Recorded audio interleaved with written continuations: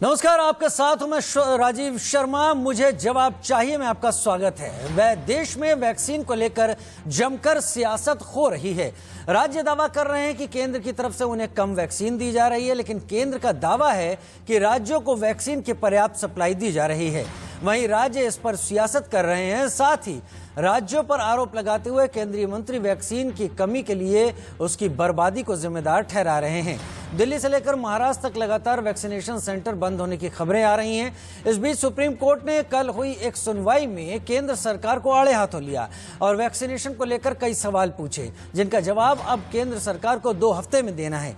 इस बीच विदेशी corona vaccine Moderna और फाइजर को देश में इस्तेमाल करने के नियमों में छूट दिए जाने की संभावना के बीच अब सीरम इंस्टीट्यूट ऑफ इंडिया ने भी अपने लिए राहत मांगी है।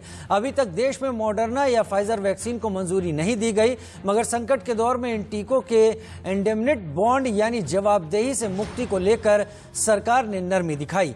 इसके बाद अब सीरम इंस्टीट्यूट ऑफ इंडिया ने भी जवाबदेही से छूट की मांग की है। देखिए, केंद्र सरकार ने पहले जो हमें शेड्यूल दिया था वो शेड्यूल के हिसाब से किया गया था।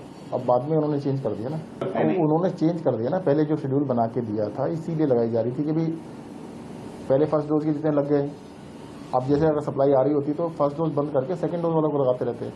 तो ये अचानक चेंज किया गया जो जून के लिए। मई में जैसे वैक्सीन मिली थी, मई में मिली और जून में बिल्कुल ही कम कर दी गई। शेड्यूल है वो जल्द से जल्द कोशिश कर रहे हैं, जितनी जल्दी हो सकता है कराएंगे। अब आपको बताते हैं कि कल की सुनवाई में कोर्ट ने वैक्सीन को लेकर सरकार से क्या क्या सवाल किए थे। आप ग्राफिक्स के जरिए टीवी स्क्रीन पर देखिए। केंद्र को सस्ती और राज्यों को महंगी वैक्सीन आखिर क्यों मिल रही है? आखिर इतना फर्क क्यों है? राज्य वैक्सीन की ज्यादा कीमत आखिर क्यों दे? 18 साल से ऊपर वालों को टीके राज्यों के भरोसे आखिर क्यों छोड़ दिए गए? ऑनलाइन रजिस्ट्रेशन गांवों में कैसे मुमकिन होगा? क्या नीति बनाने वाले जमीनी हालात को नहीं जानते हैं? सरकार की वैक्सीनेशन नीति क्या है? और यह सवाल शायद सरकार पर सबसे भारी पड़ेगा जब सरकार को 2 हफ्ते के बीच में सुप्रीम कोर्ट में अपना जवाब दाखिल करना होगा। वहीं कोरोना टीके को लेकर सियासत हो रही है। उधर राहुल गांधी ने इसको लेकर एक ट्वीट किया और अपने ट्वीट में राहुल गांधी ने लिखा, कोरोना वायरस महामारी के खिलाफ सबसे मजबूत सुरक्षा कवच सिर्फ टीका है। देश के जन जन का मुफ्त टीकाकरण करने के लिए आप भी आवाज उठाइए, केंद्र सरकार को जगाइए। राहुल गांधी ने सीधे सीधे केंद्र सरकार के ऊपर सवाल उठाए और ये कहा कि अब केंद्र सरकार को जगाने की जरूरत आ पड़ी है। मेरे साथ तमाम खास मेहमान इस वक्त जुड़ने वाले हैं। मेरे साथ जुड़ेंगे जयराम विप्लव, बीजेपी प्रवक्ता के तौर पर, अनुराग भदौरिया मेरे साथ, प्रवक्ता समाजवादी पार्टी मेरे साथ जुड़ेंगी, और इस वक्त हम सीधे चलते हैं योगी आदित्यनाथ, उत्तर प्रदेश के मुख्यमंत्री, नवनिर्वाचित पंचायत सदस्यों के साथ मीटिंग कर रहे हैं। ये सीधे नगर पालिकाओं और नगर पंचायतों के सम्मानित अध्यक्षगण, हमारे सभी पार्षद और सभासदगण, उन सबका भी स्वागत करता हूं। मित्रों, बहुत विषम परिस्थितियों में हम इस वक्त इस सभा में हैं।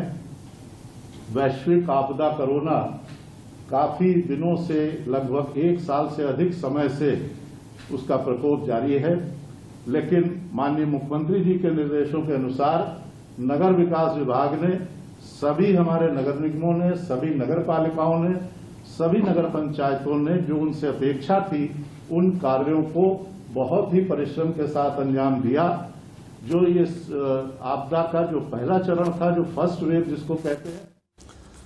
और अभी सीधे चलते हैं, दिल्ली के उप मुख्यमंत्री मनीष सिसोदिया कुछ कह रहे हैं, ये सुन लेते हैं। केजरीवाल बहुत खराब है। कोई इनसे पूछे भाई वैक्सीन का ऑर्डर क्यों नहीं किया, वैक्सीन विदेश में क्यों बेच दी? केजरीवाल बहुत खराब है। चलो केजरीवाल खराब है, वैक्सीन तो ले आओ। देश के लोग वैक्सीन चाह रहे हैं, केजरीवाल के नाम पे गाली सुनना नहीं चाह रहे भारतीय जनता पार्टी से।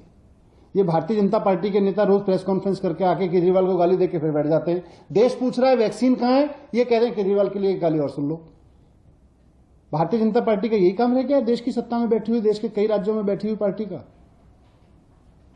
कि जब देश आपसे पूछ रहा है कि आपको हमने सत्ता में बिठाया था, बताइए वैक्सीन कहां है, हमारे बच्चों की वैक्सीन कितने में बेच दी और विदेशों में क्यों बेच के आ गए? संबित पात्रा जी और भारतीय जनता पार्टी के नेता बताएं कि वैक्सीन क्यों बेच दी देश के बच्चों की विदेशों में जाके, 8 महीने हो गए देश में वैक्सीन बने हुए, क्यों नहीं देश के लिए वैक्सीन उपलब्ध है? अभी तक कहां सोई हुई थी आपकी सरकार?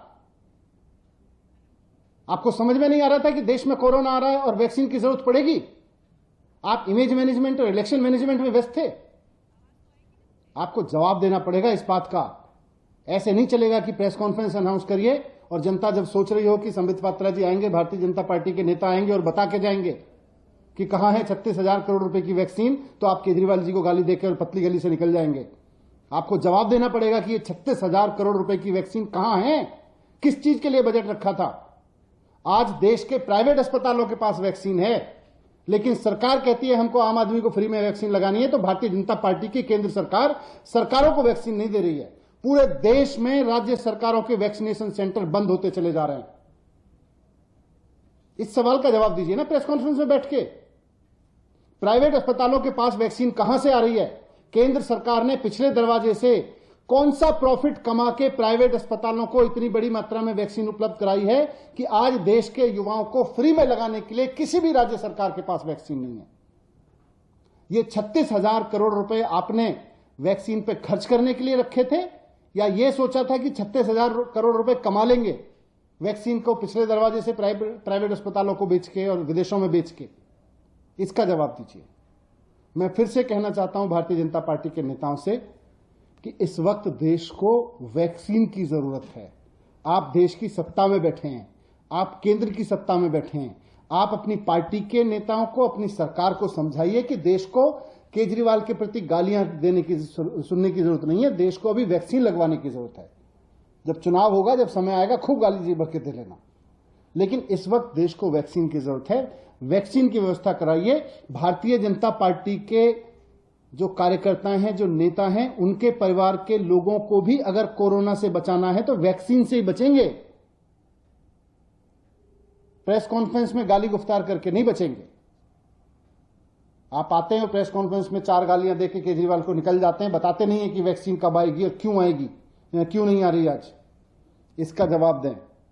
मैं फिर से कह रहा हूं कि भारतीय जनता पार्टी की जिम्मेदारी है कि अपनी केंद्र सरकार को इस बात के लिए जवाबदेह बनाए कि 36,000 करोड़ रुपए जो रखे गए थे वैक्सीन के, देश में वैक्सीन बनने के 8 महीने बाद भी वैक्सीन की इतनी किल्लत क्यों है?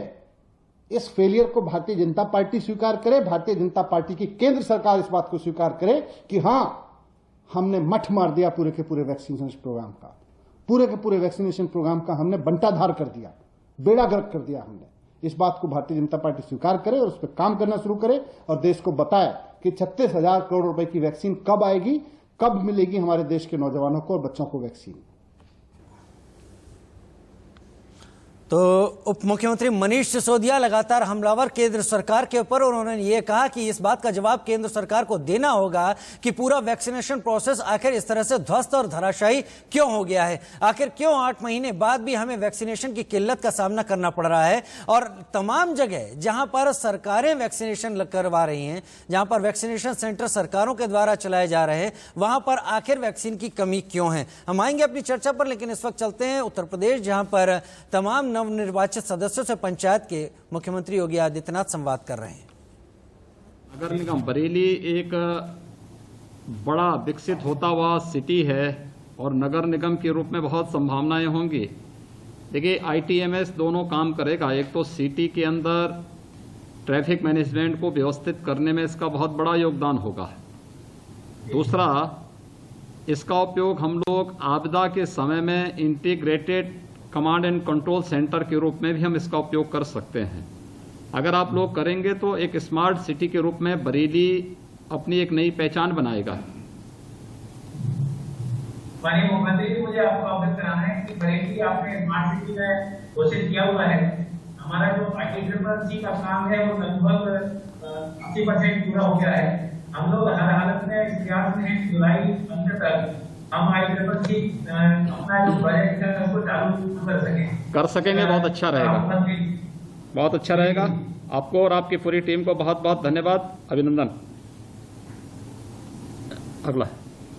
अब इसके आगे मैं कानपुर नगर निगम की माननीय महापौर श्रीमती प्रमिला पांडे जी से अनुरोध करूंगा कि वे संवाद कार्यक्रम से जुड़ने का कष्ट करें। श्रीमती प्रमिला पांडे जी, नमस्ते, कैसे हैं आप? मैं महात्मा को प्रणाम करती हूँ। भगवान को बहुत बहुत मैं नमन और वंदन करती हूँ। कैसे हैं आप? पहले के कार्यकाल में मैंने पूरा कार्य किया। मेरा नगर निगम पूरे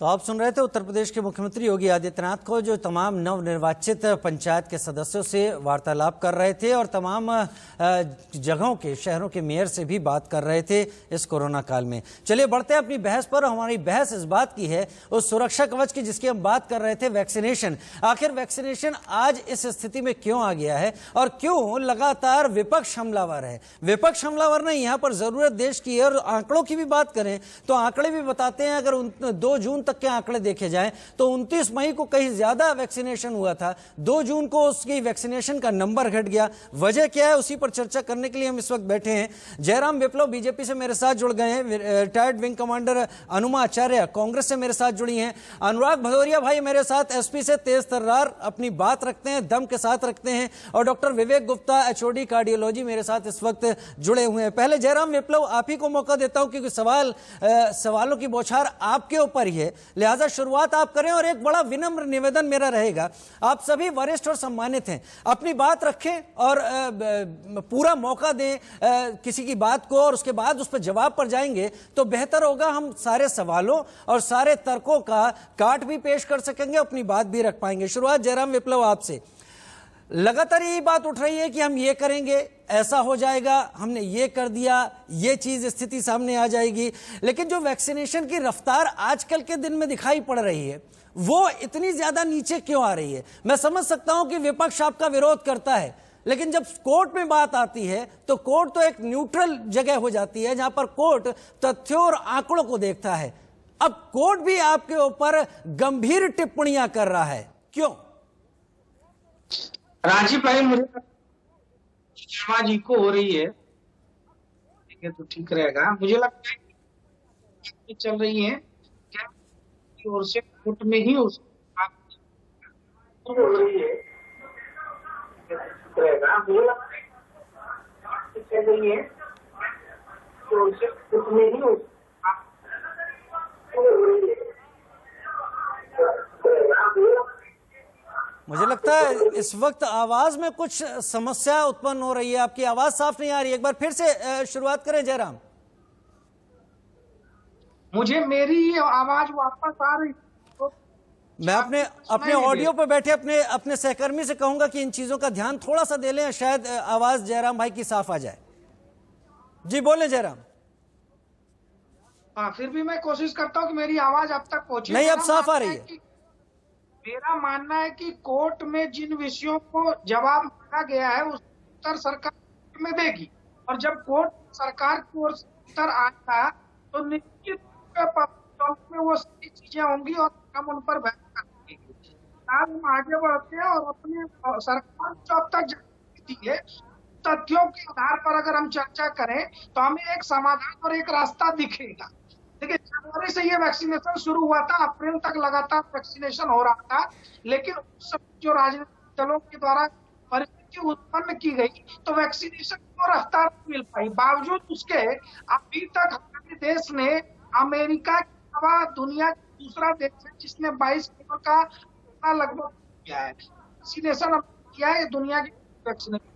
दूसरी, हमारी सरकार ने स्पष्ट तौर पर कहा है, भारत सरकार ने 51 करोड़ जुलाई के अंत तक मिलेंगे। कल ही 30 करोड़ का एडवांस ऑर्डर बायोलॉजिकल ही कंपनी को दिया है, जो दूसरी वैक्सीन बनेगी भारत ने अपना निर्माण किया है। जयराम भाई मैं आपको एक बार फिर से मौका दूंगा। आपका जो ऑडियो है वो थोड़ा सा समस्या पैदा कर रहा है। इस बीच की मैं अपने दूसरे मेहमान के पास जाऊं, आपका ऑडियो संबंधी तमाम दिक्कतें भी मैं दूर करूंगा, एक बार फिर सवाल के साथ आपके पास वापस आऊंगा। मेरे साथ इस वक्त अनुमा आचार्य भी जुड़ी हुई हैं, अनुराग भदौरिया साहब भी जुड़े हुए हैं, डॉक्टर विवेक गुप्ता भी इस वक्त जुड़े हुए हैं।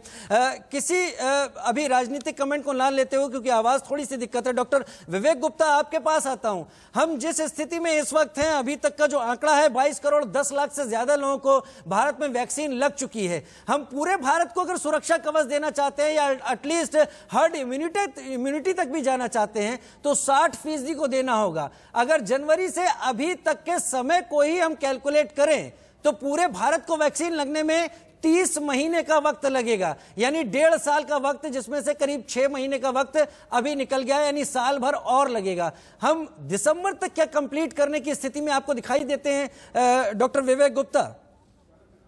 देखिए, ऐसा है, वैक्सीन एक इम्पोर्टेंट हथियार है हमारे लिए कोरोना वायरस से लड़ने के लिए, despite so many hitches and glitches. तो 16 जनवरी माननीय प्रधानमंत्री जी ने इसकी शुरुआत की थी, हम लोग बड़े ऑप्टिमिस्टिक थे, कोवैक्सीन और कोविशील्ड दोनों थी। लेकिन हमारे हिसाब से सेकेंड वेव आई तो उसमें काफी रफ्तार धीमी हो गई। शुरू में तो हम लोग का आंकड़ा था कि 68 लाख पर डे लगाएंगे तो हम लोग खत्म कर लेंगे हर्ड इम्यूनिटी तक। मैं चाहूंगा कि जिस हिसाब से चल रहा है, जो प्रोडक्शन कम हुआ है या प्रोडक्शन हमारी वैक्सीनेशन की रफ्तार जो कम से कम 35 लाख पर डे पहुंच गई थी शुरुआत में, वो जब ये कोरोना का सेकेंड वेव आया उससे काफी कम हुई, काफी धीमी हो गई है। आप कह रहे हैं 24 लाख है, काफी कम है, लेकिन अब प्रॉब्लम ये आ रही है कि जो हम लोगों ने बड़ी बड़ी कंपनीज हैं, देखिए भारत बायोटेक और सीरम इंस्टीट्यूट ऑफ इंडिया की एक लिमिटेशन है बनाने की। अभी तक हमारे पास जो बाकी जगह और कंपनी को देने का उससे वो पूरी तरह सफल नहीं हो पाया है कि और बनाए। थोड़ा देरी हुई है समझने में और समझाने में। और फाइजर और मॉडर्ना जो वैक्सीन है, जिन्होंने पहले इनिशियली कुछ बार्गेनिंग की, कुछ निगोशिएशन का बात कही कि इंश्योरेंस होता है उसको साइन नहीं करेंगे हम लोग, will not take any responsibility for any side effect, इसको हम लोगों ने थोड़ा सा ज्यादा अननेसेसरी नेगोशिएट करने की कोशिश की। मेरे ख्याल से अभी भी समय है, अगर हम बिना नेगोशिएशन के उनकी सारी शर्तों को मानते हुए जो भी प्राइस पे मिलेगी तभी हम कर पाएंगे।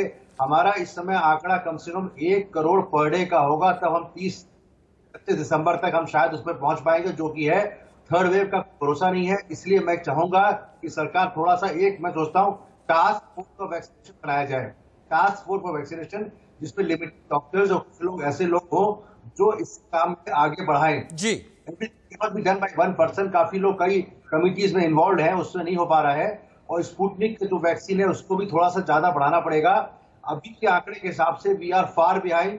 अभी तक हमारे लबोल हुआ डॉक्टर विवेक गुप्ता, समझ में आ रहा है। आपने एक बात साफ कह दी, 1 करोड़ प्रतिदिन अगर वैक्सीन लगेगी तो दिसंबर तक हम पूरा कर पाएंगे। लेकिन आप ये भी मान रहे हैं कि थोड़ी देरी जरूर हुई है, और वो देरी कितनी घातक हुई है वो हम सब समझ पा रहे हैं। जयराम विप्लव, आपके साथ अब समस्याएं लगता है दूर हो गई हैं, आप अपना जवाब रखें, उसके बाद मैं आगे मेहमानों पर जाऊं।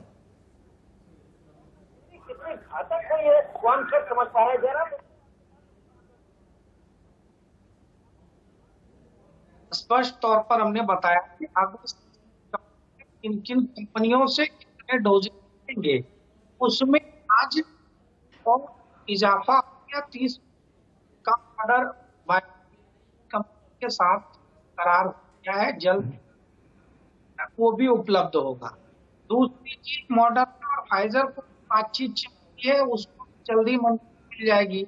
साथ ही स्पुतनिक 20 तक डॉक्टर वैक्सीन बना, सीरम इंस्टीट्यूट इंडिया ने कहा है कि डीसी उन्होंने भी अप्रूवल मांगा है कि हम भी इसको बनाना चाहते हैं।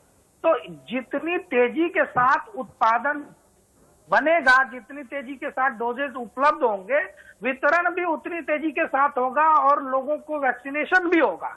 तो यकीन रखिए, सरकार जो रूट मैप दे रही है उस आधार पर दिसंबर 2021 तक 216 करोड़ डोज हम लोगों को उपलब्ध कराएंगे। और ये जो 22 करोड़ का आंकड़ा है, ये भी इसी सरकार ने किया है। तमाम भय और भय के भ्रम के वातावरण को विपक्ष द्वारा बनाया गया, उसके बावजूद 22 करोड़ लोगों तक हम पहुंचे हैं। तो आज जो हमारे मित्र भी बैठे हैं, वो कम से कम मैं मानता हूं कि अपने नेता के उस बयान के लिए भी माफी मांगेंगे कि जिसमें उन्होंने भाजपा और समाजवादी वैक्सीन की बात की। ठीक है, ठीक है जयराम, मैं जरूर बात करूंगा। अनुराग भदौरिया साहब आपको सुन रहे हैं और उन्होंने नोट भी कर ली होगी आपकी बात कि उस पर वो क्या जवाब देंगे। लेकिन पहले रिटायर्ड विंग कमांडर अनुमा आचार्य कांग्रेस का प्रतिनिधित्व मेरे साथ कर रही हैं। अनुमा जी, आपने सुन लिया होगा जयराम विप्लव को, और मेरा शुरुआत में यही कहना था कि विपक्ष सवाल कर रहा है, विपक्ष इनके मुताबिक नहीं समझ रहा है, चलेगा, लेकिन आखिर कोर्ट क्यों नहीं समझ रहा है? सुप्रीम कोर्ट ने बड़ी तल्ख टिप्पणी की है कि सरकार की नीति वैक्सीनेशन को लेकर मनमानी और तर्कहीन है। अनुमा जी, नागरिकों की तरफ से बोल रही है। और आज के पेपर में ये एक न्यूज है, ये आपको दिख रही होगी, इसमें कहा है कि जब आपके पास टीका था ही नहीं, दिल्ली हाईकोर्ट ने कहा है, तो आपने इतने टीका केंद्र क्यों खोले? बीजेपी के प्रवक्ता का जो जवाब था वो बहुत पोला है, ढीला पोला सा जवाब है। हम ये देख रहे हैं ये ऐसी एडहॉकिज्म वाली सरकार है कि जो प्रॉब्लम होती है तो एक एडहॉक में एक डॉक्यूमेंट बना देती है, एक पॉलिसी बना देती है, निरंतरता किसी चीज में नहीं है, फोकस किसी चीज में नहीं है। 2-2 मिनट में जहां जहां आग लगती है वहां जाके कुछ बाल्टियों से पानी डालती है, वहां पर भी कोई आग शमन यंत्र नहीं डल रहा, वहां पे पानी डल रहा है। और इसमें विपक्ष की कोई कहानी नहीं है, बहुत सिंपल बात है। मैं एक बार से ज्यादा कई फोरम में बोल चुकी हूँ, अलग से एक वीडियो बना के मैंने रिलीज किया है कि 3 जनवरी को आदर पूनावाला और एक चैनल के बीच में बातचीत में आदर पूनावाला ने भारत बायोटेक की वैक्सीन की एफिकेसी के ऊपर सवाल लगाया था, और उस दिन के बाद से भ्रम पैदा हुए, इसमें विपक्ष का कोई रोल नहीं है। और जिस तरह की बातें ये सरकार कर रही है उससे समझ में आता है कि सरकार के पास कोई प्लानिंग नहीं है। कल जो सुप्रीम कोर्ट ने क्या क्या चीजों पर उनको टोका है, उनसे कहा है कि आपके पास ना तो रजिस्ट्रेशन की सही टेक्निक है, ये डिजिटल इंडिया में जो डिजिटल लिटरेसी है वो परफेक्ट नहीं है इंडिया में, और आपके जो जिस तरह से आप रजिस्ट्रेशन करते हैं तो उसमें किस तरह के कॉलम आते हैं, नारियल के पेड़ जिनमें है वो फोटो बताइए, साइकिल है वो फोटो बताइए। अरे यार, जिसको बिल्कुल भी आइडिया नहीं है टेक्नोलॉजी का वो कैसे उसमें रजिस्ट्रेशन करेगा? इवन जो कॉमन प्लेटफॉर्म की बात हो रही है उसमें भी सुप्रीम कोर्ट ने बहुत सारी चीजें कही। उन्होंने कहा ऐसी पॉलिसी किधर है, where is the policy? Policy आज तक नहीं है, बिना पॉलिसी के चालू है, कभी ये प्रेस रिलीज कभी वो प्रेस रिलीज। एक बात और बोलूंगी राजीव जी, बिफोर मैं अपनी बात खत्म करूं उसके पहले, कि हमने ये देखा है कि एज अ पार्टी कोई झूठ बोले तो भी पोसा जाएगा। यहाँ सरकार के चैनल से प्रेस इंफॉर्मेशन ब्यूरो की विज्ञप्तियों से झूठ बोले जा रहे हैं। 27 मई की प्रेस विज्ञप्ति उठा लीजिए, वहां पे बात की गई है। 27 मई की उठा लीजिए, कल की उठा लीजिए। अनुमा जी, इस पर और विस्तार से बताइएगा, लेकिन इससे पहले मैं अनुराग भदौरिया साहब को चांस देना चाहूंगा। अनुराग भदौरिया साहब, आपने सुना जयराम को, आपने सुना डॉक्टर विवेक को, और आपने सुना अनुमा आचार्य जी को। अब आप क्या कहेंगे? सरकार अंधे रास्ते पर आगे बढ़ गई वैक्सीनेशन को लेकर, केवल ये दिखाने के लिए कि कितनी तेजी है, या फिर सरकार के पास कुछ कॉन्क्रीट था भी? देखिए, सरकार बेसिकली ये जुमलेबाज की सरकार है, और जब जुमलेबाजी की सरकार होती है तो कुछ भी कहती है, आप जानते ही हो। वो तो 21 दिन में कोरोना पे काबू पा लिया था, जैसे महाभारत की लड़ाई की बात हो रही थी, आपको पता ही है किसकी लड़ाई की बात कर रहे थे। और जिस तरह से ताली थाली बजवा के कोरोना को भगाया गया था, भाग कोरोना भाग कोरोना भाग कोरोना वाला सिस्टम आपने देखा ही होगा। तो इस तरह की ये सरकार है। ये सरकार जनता के भले की बात कब करती है? कभी एक बार इनके प्रवक्ता आके बोलते हैं कि 1 जुलाई से 1 करोड़ वैक्सीन लगना शुरू हो जाएगा, और कोई कहता आके कि दिसंबर तक वैक्सीन हम 200-250 करोड़ वैक्सीन बना के पूरे देश को वैक्सीनेट कर देंगे। तो इनके तो बात ही समझ में नहीं आती, कहना क्या चाहते हैं। तो अंत में जनता कहती है भैया हम तो कंफ्यूज है, आप कहते क्या हो ये तो बताओ। इधर विपक्ष के ऊपर आरोप लगाते हैं, विपक्ष भी कहता है भैया ये बताओ आप करना क्या चाहते हो। उधर चलो विपक्ष को छोड़ दो, जनता को छोड़ दो, पत्रकार भी उंगली उठाते हैं, भाई ये बताइए आप कब से वैक्सीनेट हमारे देश को पूरा कर देंगे, कब वैक्सीन ले आएंगे।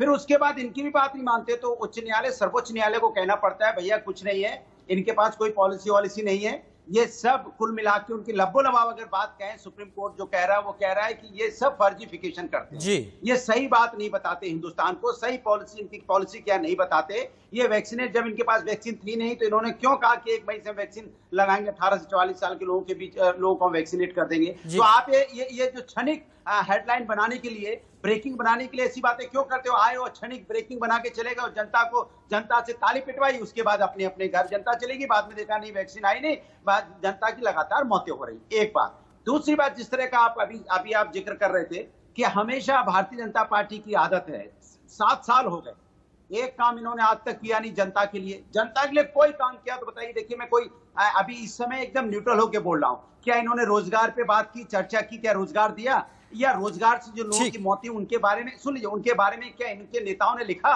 कोरोना से जिन लोगों की मौतें हुई, क्या इनके नेताओं के बारे में 2 शब्द लिखे? कोरोना से अपने लोगों की मौतें हुई ना, ब्लैक फंगस से अपने लोगों की मौतें हुई, क्या इनके बीजेपी के नेताओं ने संवेदनाएं व्यक्त की? क्या लगातार ट्विटर पे ट्रेंड करवाया कि लगातार मौतें हो रही हैं? हमारे अपने लोगों को यहाँ पे जानवर नोच रहे थे नदी के किनारे, क्या किसी नेता ने कहा कि हमारे अपने लोगों के पार्थिव शरीर को जानवर नोच रहे? बात सही नहीं है, कहना तो चाहिए ना। नहीं देखिए, अभी मानवता के नाते कहना तो चाहिए ना। आप देश के कैबिनेट मंत्री हैं, चीफ मिनिस्टर हैं, प्राइम मिनिस्टर हैं, कहना भी चाहिए। अनुराग भाई अब आप समझिए, मैं भी आपके साथ हूं।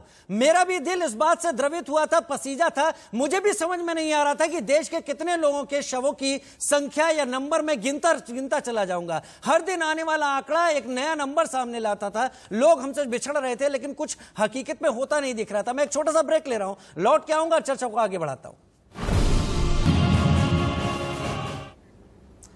लगातार हम चर्चा कर रहे हैं कि देश में जब कोरोना काल में स्थिति इतनी खराब होती चली जा रही है, तब वैक्सीनेशन की संख्या घटती क्यों चली जा रही है? हम केवल उम्मीदों और आशाओं के सहारे क्यों जिंदा हैं, तब जबकि हर परिवार चाहता है कि उसके परिवार के सभी सदस्यों को सुरक्षा मिले। अगर दवाई नहीं है तो कम से कम वैक्सीनेशन से कवच मिले, लेकिन न तो वैक्सीन की उपलब्धता दिखाई पड़ रही है और न ही वैक्सीनेशन की जो स्पीड थी, दर थी, वो बढ़ती हुई दिखाई पड़ रही है। तमाम खास मेहमान मेरे साथ इस वक्त जुड़े हुए हैं। जयराम विप्लव बीजेपी से, अनुराग भदौरिया समाजवादी पार्टी से, हनुमाचार्य कांग्रेस से, डॉक्टर विवेक गुप्ता एचओडी कार्डियो, और हमको तमाम जानकारियां देंगे कि क्यों वैक्सीन हमारे लिए अब और जरूरी होती जा रही है। जयराम विप्लव, सीधा सवाल, 35,000 करोड़ का बजट कहा गया, किस तरह खर्चा हुआ, यह सुप्रीम कोर्ट को भी समझ में नहीं आया है। भाई सबसे पहले तो आप भी को सही प्रस्तुत करके आप ये मत कहिए कि देश की स्थिति खराब होती जा रही है। देश की स्थिति तो दूसरे लहर के बाद अब ठीक होती जा रही है। थोड़ी सकारात्मक बातों पर भी चर्चा हम लोग कर। मैंने जयराम भाई, ठीक है, नहीं आप बताइए ना, स्थिति खराब हो रही है या ठीक हो रही है? जयराम भाई, मैं ताली तो बजा नहीं सकता, मैं ताली तो बजा नहीं सकता। कम से कम मैं देखिए जयराम भाई बहुत सीधी सी, मैं जिस सुनिए तो आप मुझसे वरिष्ठ है पार्टी से, मैं जिस माध्यम से आता हूं वो माध्यम अगर आपके साथ यसमैन बनकर रह जाएगा तो फिर तो हो गई सारी चीजें ना। सुप्रीम कोर्ट जिन बातों को सामने रख रहा है, आज तक मैंने आपसे सवाल पूछे, मैंने आपसे पूछा 35,000 करोड़ का बजट कहां गया, मैंने आपसे पूछा सरकार की नीति मनमानी और तर्कहीन है, मैंने आपसे पूछा प्रथम दृष्टया मनमानी और तर्कहीन टीके लगाने की नीति, यह सुप्रीम कोर्ट आज कह रहा है, मैं तो नहीं कह रहा था। अगर आज ये ठीक है, मैंने उन सवालों पर आपको कहा टोका। मैंने उन स्थितियों को भी लगातार बताया है कि देश में प्रतिशत कम हो रहा है। शुरुआत आपने की थी, मुझे रखने तो दीजिए। देश में प्रतिशत कम हो रहा है, सारी चीजें बताइए। तो बस एक ये कहिए ना, मैं तो यही कह रहा हूँ कि आप ये कहिए कि देश की स्थिति खराब कहाँ हो रही है। देश की स्थिति अब सुधर रही है, उसमें सबका योगदान है, आपके चैनल का भी योगदान है। आप लगातार टेलीकॉलिंग के जरिए लोगों को मेडिकल सुविधा उपलब्ध करा रहे थे, सबका योगदान होना भी चाहिए। लेकिन आज जब स्थिति ये है कि 14 करोड़ टीके जब लगे थे, उस समय से लगातार टीके कहाँ गए, हमारे बच्चों की वैक्सीन बाहर क्यों भेज दी, ये सारा अभियान चला। उस सबके बीच भारत सरकार ने 14 करोड़ से 22 करोड़ का रास्ता तय किया है और जुलाई महीने में वैक्सीन की उपलब्धता पूरी तरह से बढ़ जाएगी। 51 करोड़ जुलाई तक डोजेस का ऑर्डर है। ये सारी बातें लगातार सरकार ने कही है। सरकार ने बताया कि अगस्त से दिसंबर तक कोविशील्ड के 75 करोड़, कोवैक्सीन के 55 करोड़, बायो ई सब यूनिट के 30 करोड़, जाइडस कैडिला के 5 करोड़, नोवावैक्स के 20 करोड़ और BB nasal vaccine 10 crore, Gennova mRNA के 6 करोड़, स्पुतनिक के 15.5 करोड़ और स्पुतनिक यदि सीरम इंस्टीट्यूट भी उत्पादन करता है तो ये 30 करोड़ भी हो सकता है। ये सारी चीजें हैं, सरकार ने काम किया है, सरकार वैक्सीन को लेकर के गंभीर भी है और सुप्रीम कोर्ट में जो भी प्रश्न आए हैं का उत्तर सुप्रीम कोर्ट में दिया जाएगा। उस दिन आप उस पर चर्चा कीजिएगा, मैं आपको उस पर उत्तर अवश्य दूंगा। चलिए, सुप्रीम कोर्ट का जब 2 हफ्ते में जवाब दिया जाएगा तब उस पर चर्चा करेंगे, लेकिन सुप्रीम कोर्ट के सवाल अगर वर्तमान में पूछे गए हैं तो वो उनकी भी जगह बनती है और वो सवाल भी आपके ऊपर उठाने जरूरी है। आप रिप्रेजेंट कर रहे हैं तो इससे बच नहीं सकते। अनुराग भदौरिया, अनुराग भदौरिया साहब, आपने जवाब सुना जयराम भाई का। उन्होंने कहा कि हमने सारी चीजों की उपलब्धता तय समय के हिसाब से कर दी है। शुरुआत में जो सवाल उठाए गए थे, लगातार सवाल वैक्सीन पर उठाए गए, उसमें आपकी पार्टी के भी वरिष्ठ नेता शामिल हैं जिन्होंने कहा था कि मैं बीजेपी की वैक्सीन नहीं लगवाऊंगा। उन्होंने इन सारी बातों का हवाला दिया है, मैं भी समझ पा रहा हूं। लेकिन आज जो स्थिति है, क्या आपको तस्वीर दिख रही है? केवल विपक्ष की भूमिका मत निभाइएगा, जैसा जयराम का कहना है, हमारे साथ भी खड़े होइए, देश को हम बचा रहे हैं, संभाल रहे हैं। अनुराग भाई, देखिए, जब नहीं किसी के साथ तो आदमी, देखिए हम तो जनता के साथ खड़े हैं, इसमें कोई दो राय नहीं है, लेकिन भारतीय जनता पार्टी के साथ कोई कैसे खड़ा होगा जब ये झूठ बोलेंगे, ये बोलेंगे कि हमने यहाँ पे वैक्सीनेशन पूरी तरह से, हम 1 मई से पूरा वैक्सीनेशन हो जाएगा, वैक्सीन पूरी कोई कमी नहीं होगी, पूरे देश को वैक्सीन लग जाएगा। तो कहाँ हुआ फिर वैक्सीन की कमी कैसे होगी? आप झूठ क्यों बोलते हैं भाई? आप झूठ बोलिए, आप सच बोलिए ना, विपक्ष के सामने सच बोलिए कि मेरे पास वैक्सीन नहीं है, आइए हम सब मिलकर वैक्सीन की व्यवस्था करते हैं। हमसे वैक्सीन की व्यवस्था नहीं हो रही है, या दूसरे देश अमेरिका हमारी बात नहीं सुन रहा है, अगर आपकी बात सुन रहा है तो हमारे साथ आइए, मिलकर हम लोग मॉडर्ना को या यहाँ पे फाइजर को या स्पुतनिक को, जो आने वाली और दूसरी जो कंपनी है जॉनसन एंड जॉनसन से, चलिए हम सब मिलकर बात करते हैं, क्योंकि हमारे देश का मामला है, ये देश का मामला, आइए सब मिलकर इसकी समस्या का समाधान करते हैं। लेकिन जयराम कह रहे हैं इलॉजिकल बात कर रहे हैं आप, जयराम कह रहे हैं आप इलॉजिकल बात कर रहे हैं। आप तो कहते हैं आप कहाँ हैं सहयोग करते हुए सर? आपको सहयोग करना होता तो कम से कम रजिस्ट्रेशन में ही जनता की मदद करते। भारतीय जनता पार्टी तो अनुराग जी सेवा ही संगठन कार्यक्रम के तहत घर घर लोगों के रजिस्ट्रेशन करवा रही है।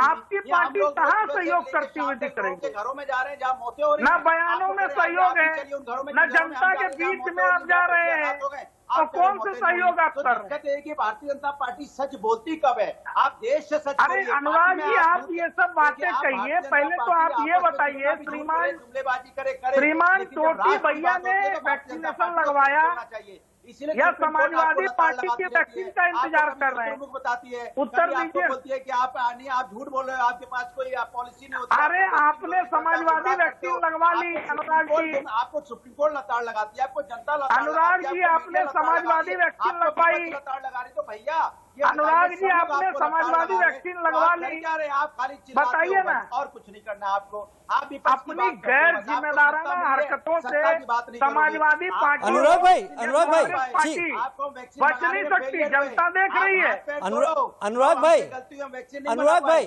हमारी कमी की वजह से ऑक्सीजन से लोग, अनुराग भाई लोगों की मौतें हो गई। अनुराग भाई संक्षेप में अनुमा जी के पास जाऊंगा, लेकिन अनुमा जी ने एक शुरुआत में एक बात कही थी अपनी, कि जब आधार पूनावाला ने, जो सीरम इंस्टीट्यूट के सीईओ हैं, उन्होंने कोवैक्सीन को उसको स्तरहीन बताया, और उस दौरान तमाम नेताओं ने भी इस तरह की बयानबाजी की, जिसमें आपकी पार्टी के भी नेता थे। क्या ये कंफ्यूजन आज टीके को लेकर हमें इस स्थिति में लाकर खड़ा नहीं कर गया है? ये सरकार ने किया है ना, सरकार की जिम्मेदारी होती है। जिस समय आधार पूनावाला ने बोला, सरकार ने क्या किया उस समय? मैं सरकार पूछना चाहता हूँ, ये जो बीजेपी के प्रवक्ता बैठे उठ के ना भाग जाए, बताओ क्या किया था आपने उस समय? क्या आपने देश को बताया जब आधार पूनावाला ने बोला कि ये पानी है, ये जो कोवैक्सीन है पानी है, तो कौन सा आपने एक्शन लिया? क्या आपने देश को बताया? उसके बाद आधार पूनावाला को लेके आपने क्या सामने, देश के सामने क्या? अरे आप अखिलेश यादव पर बात करिए ना, आधार पूनावाला को लेकर के अखिलेश को मत बचाइए। टोटी वाले भैया से बताइए कि उन्होंने कहा कि हम समाजवादी वैक्सीन लगाएंगे, कोवैक्सीन की बात कहाँ हो रही थी? अरे अखिलेश चाचा ने कहा कि हम समाजवादी वैक्सीन लगाएंगे। आप बताइए ना, वो तो कोविशील्ड को भी लपेट रहे थे, वो तो तमाम वैक्सीन को लपेट रहे थे। आप माफी मांगते हैं आज, आप माफी मांगते हैं के लिए, क्योंकि आप जैसे लोगों के बयान से हजारों लोग, लाखों लोग हैं जिनके अंदर भ्रम है, वो कह रहे हैं कि हम वैक्सीन नहीं लगवाएंगे। वो खबरें रोज आती है। अरे शर्म तो आप जैसे लोगों को आना चाहिए। तो झूठ मत बोलो भैया। मैं आता हूँ लौट के। प्रवक्ता ना सिखाए शर्म क्या होती है। ठीक है, शर्म होती है। अरे आपसे शांत रहो अनुराग भदौरिया, आपको बात करनी, आप माफी मांग लीजिए, आपको आप अभी माफी मांग लीजिए, फिर आप अभी माफी मांग लीजिए। अरे आपसे जहाँ गुंडों को छोड़ दिया जाता है, जहाँ अरे कैसे आपके नेता ने गुंडों को मुख्तार अंसारी किसके चाचा थे? ये गुंडा पार्टी है। देखो बैठा आदमी जो है ये विप्लव आदमी गुंडा पार्टी का आदमी है, जहाँ पे गुंडों को छोड़ दिया जाता है। ये सियासत की बयानबाजी की वैक्सीन आखिर कब आएगी, मुझे इंतजार उसका भी रहेगा। मैं मुद्दों पर बात कर रहा हूँ और हमें लग रहा है कि हमारे प्रवक्ता आपस में ही बहस ज्यादा कर रहे हैं। अनुराग भाई, ठीक, अनुराग भाई आप लोग, आपको मौका दूंगा, आपको मौका भी अभी दे रहा हूँ।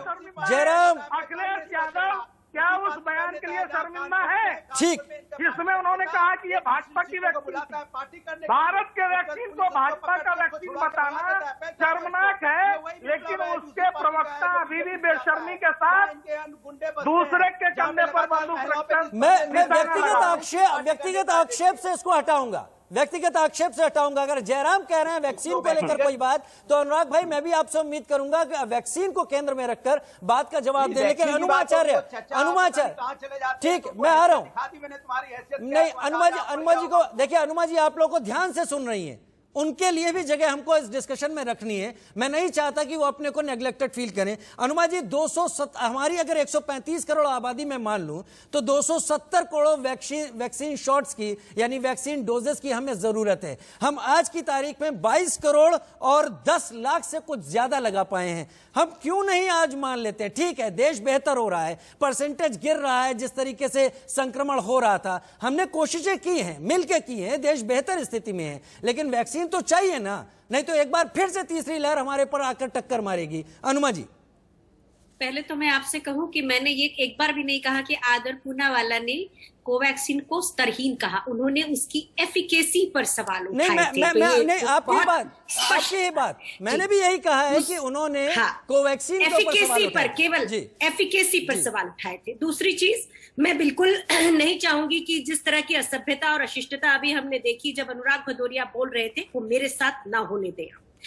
मैं जो आपको कहना चाहती हूँ, बहुत साफ बात करूंगी, सरकार को जनता भी और सब बहुत रियायतें दे रहे हैं, सब चाहते हैं देश की हालत सुलझे, पर ये जो आज जिस तरह की संख्याओं की बात की है, मैं बीजेपी प्रवक्ता से आपके जरिए पूछना चाहती हूँ, जाइडस कौन सी वैक्सीन बना रहा है? नाम बताइए, जल्दी बताइए नाम। नहीं मालूम है तो मैं आपको बताऊं कि इनको केवल वो आंकड़े जो लेकर आए हैं घर से वही बताएंगे। ये बस अब नहीं बोलना है, मैंने जितना पूछा था उतना ही जवाब चाहिए था, सिर्फ उतना जवाब चाहिए था। नाम बताते आप तो ठीक था। सुनिए, इस सरकार के साथ प्रॉब्लम ये है कि पूरा विपक्ष देश के साथ है। घर में आंकड़े नहीं बने, राहुल गांधी की उससे नहीं आए। राजीव जी, मैंने आपसे कहा था आप तरीके से बात करना सीखिए। अरे मैडम, बात करना सीख लीजिए, इनकी आपकी ये कक्षा नहीं चल रही है। अनुमा जी, इनको बताइए, लोगों से बात करना नहीं आता, कोई कक्षा नहीं है चल रहा है। कांग्रेस की हर बदतमीजी करती है, सुप्रिया श्रीनेश से लेकर अनुमा आचार्य सबकी बदतमीजी देश की जनता को जयराम भाई, अनुमा जी, राजीव जी क्या बदतमीजी हुई? हाँ, मैं आ रहा हूँ, एक मिनट अनुमा जी सुनिए। अनुमा जी, मैं मॉडरेट कर रहा हूँ, तो ध्यान दीजिए। अनुमा जी, जयराम भाई, अनुमा जी, जयराम भाई, एक मिनट, जयराम भाई, मैं मॉडरेट कर रहा हूँ ना, जयराम भाई, मैं बोल रहा हूँ ना इसे।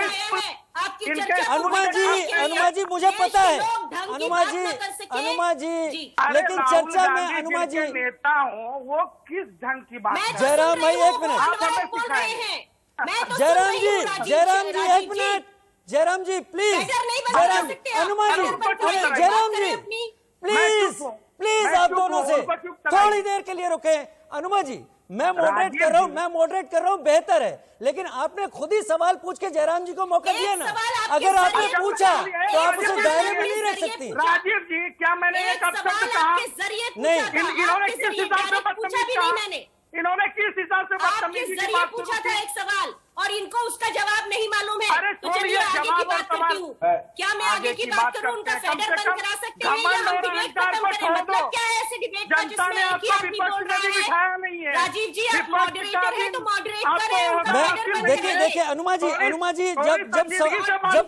जब सवालों को प्रतिक्रिया नहीं हनुमान जी, ठीक है। डॉक्टर विवेक गुप्ता, अभी थोड़ी देर के लिए मैं सबका सम्मान रखते हुए डॉक्टर विवेक गुप्ता पर जाना चाहूंगा। जी डॉक्टर विवेक गुप्ता। देखिए ऐसा है, ये आरोप प्रत्यारोप की समय नहीं है। इस समय हमारा देश बड़ा संकट से गुजर रहा है और हमको 2-3 बातें बताना चाहता हूं कि एक अमेरिका, ये इंटरनेशनल पॉलिटिक्स है, इसमें भारत की सरकार को दोष देना सही नहीं है। अमेरिका कभी चाहता ही नहीं है कि भारत में पूरी तरीके से आ जाए, चाहे जो बाइडेन की सरकार है। Covishield 6 crore number of Covishield are lying in USA, not being utilised in USA, क्योंकि एफडीए ने अप्रूवल नहीं दिया है। उसको भारत में इसलिए नहीं भेज रहे हैं, वो कह रहे हैं कि आप फ्री सप्लाई करो, हम देंगे, बहानाबाजी वाली बात। दूसरी उनकी 2-2 करोड़ की उनकी फाइजर और दूसरी मॉडर्ना और J&J की जो कह रहे हैं कि हम जुलाई में दे देंगे, उसको we have to really work very hard. We can not trust America even today. Trump के समय का अलग बात थी, हमको ध्यान देना पड़ेगा, स्पुतनिक की प्रोटेक्शन बढ़ाना पड़ेगा। शायद जनता को पता ही नहीं आया, वो chairing a session 6 crore Covishield की वैक्सीन फालतू पड़ी हुई है अमेरिका में फॉर लास्ट 6 months और 4 months। उन्होंने किसी देश को नहीं दिया। भारत के लिए ये बहाना बनाया कि भारत अगर ये प्रूव करके दे कि हम सारी फ्री लगवाएंगे तो हम देंगे। व्हाट इज दिस नॉनसेंस, पहली बात। दूसरी बात यह है कि हमको लोकल प्रोटेक्शन बढ़ाना पड़ेगा। इस समय एक दूसरे के कि आपको इसका नाम पता है कि नहीं पता, इससे कोई मतलब नहीं है।